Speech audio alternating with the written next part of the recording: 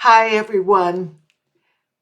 This is Aureal Williams, Galactic Astrologer, with the second YouTube video of Microdosing with the Seasons galactically.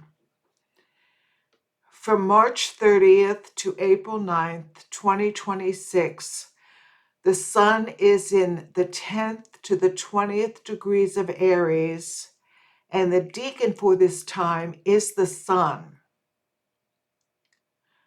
With this Decan, we enter phase 2 of the 3 phases of Sun in Aries. In this second phase, the Decan of the Sun fortifies the embodying work of Aries. We have moved from formlessness at the end of Pisces to form at the beginning of Aries. In this phase, we become more confident in our renewal of life, and the Sun as Decan helps us radiate that confidence. In the 9 phases within each season, the 10 days between March 30th and April 9th, 2026 represents a deepening in our becoming. Globally, phase 2 represents the spring season in the Northern Hemisphere and the fall season in the Southern Hemisphere. The 4 cardinal axes, Aries, Cancer, Libra, and Capricorn, reflect the 4 directions, east, west, and north, south. In our human consciousness, the east and the west have been fusing for quite some time. We've done that through shared approaches to medicine and life philosophies, spirituality. The fusion of north-south, in my experience, has not been as prominent, except through connections with friends, family, and colleagues who live in the hemisphere that's opposite the one we live in. Through coordinating connections with them, we're aware of the different weather and the different time zones. And more frequently lately, there have been television shows, an exchange of in entertainment between the Northern and the Southern Hemispheres. The North and South distinction comes up clearly, though, for someone trying to communicate about the seasons. While the Sun might be in Aries throughout our entire globe, the experience of a Northern Hemisphere Aries is distinct from that of a Southern Hemisphere Aries. As we emerge into unity consciousness, feeling and living our oneness, it seems vital to communicate an appreciation for both hemispheric experiences within each sign.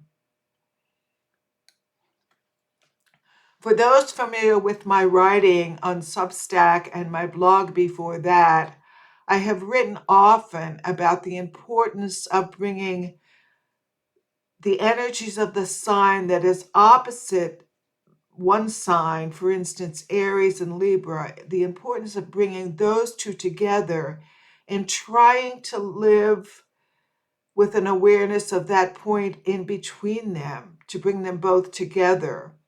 We're moving into higher consciousness. We're moving into a greater feeling of our wholeness, and I think it helps us to experience the balancing point of each of the zodiac signs, Aries, Libra, for instance. And it also helps for us to experience the wholeness of the hemispheric differences within one sign. For Aries, those of us in the Northern Hemisphere are building a sense of self and embodiment. And for those in the Southern Hemisphere, they're starting to release the release that happens in the fall season.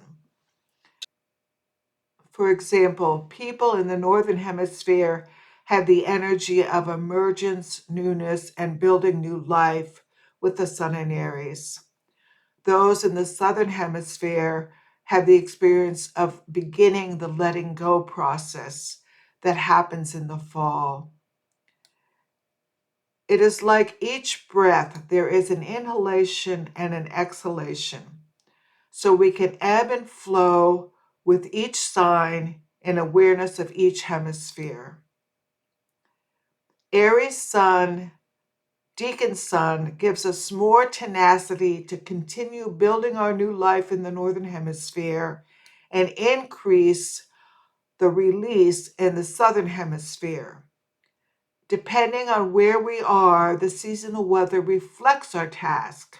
We're either warming up to new life or we're allowing the chill to warn us, to prepare us before the frost.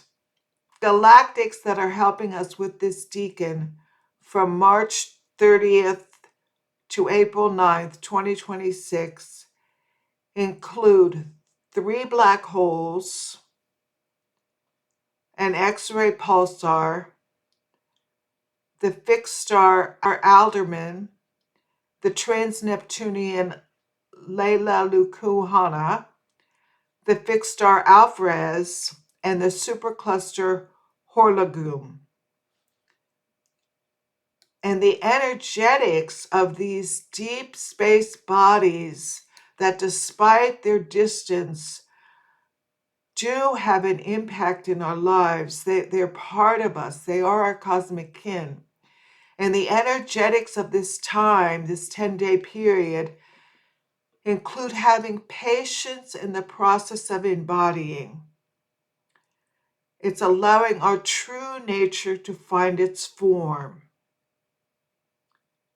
It's hearing our call to duty. It's weaving our unique thread of heaven on earth.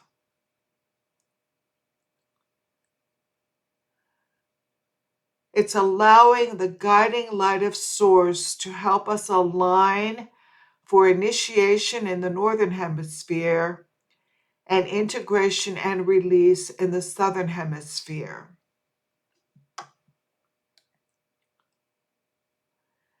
And the key words for this time